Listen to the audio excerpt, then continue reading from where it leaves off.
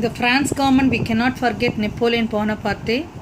Okay, he's a powerful man in France at that time. Okay, he became the first consul for the France, and Napoleon was very ambitious man in his desire to control the whole of Europe. He want to control whole Europe. He led the France into numerous of wars. Okay, he fought with other countries. Soon after crowning him as a emperor, Napoleon declared war on Austria and defeated the Austrian forces in 1805. Okay, first he defeated Austria.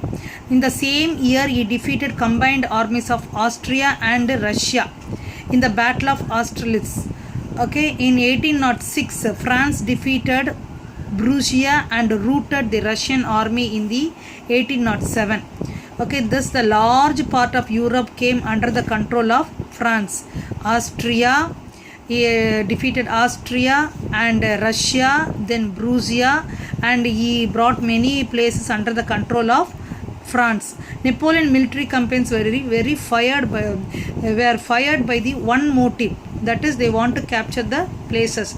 In 1812, Napoleon had made France the powerful center of Europe. Okay, his decline began after his Russian campaign in 1812. Okay, he had a power and he made France as a powerful country, but what happened, he made a simple mistake, and because of that the power gone down. The Russian campaign in 1812, okay, he went in 1812 to Russia. He made the mistake of invading Russia in winter time. Okay, in winter time they went to fight. A large part of his army perished due to the bitter cold in Russia. Napoleon's reputation suffered a big blow. The enemies of the France saw this as a great opportunity to strike the empire.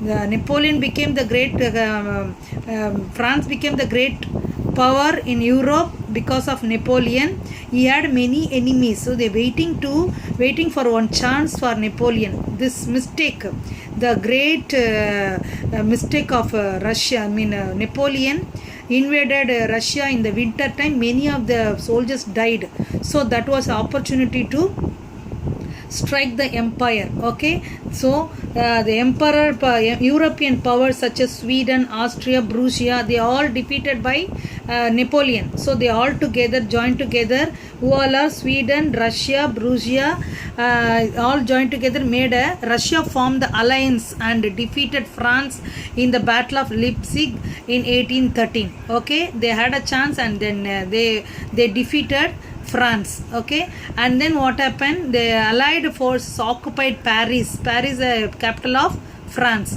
in 1814, and Napoleon was forced to abdicate, that is he has to thrown out of the seat of the honor. Okay, he no more he is the emperor, he is he cannot be the emperor. Okay, forcefully they put him down, and he was exiled to the island of Elba. Okay, exiled means he has to go out of the country. Okay, that is his punishment. He cannot live in this country. In Tamil we say naadu kadathirudu. Okay, so he was exiled to the island of Elba.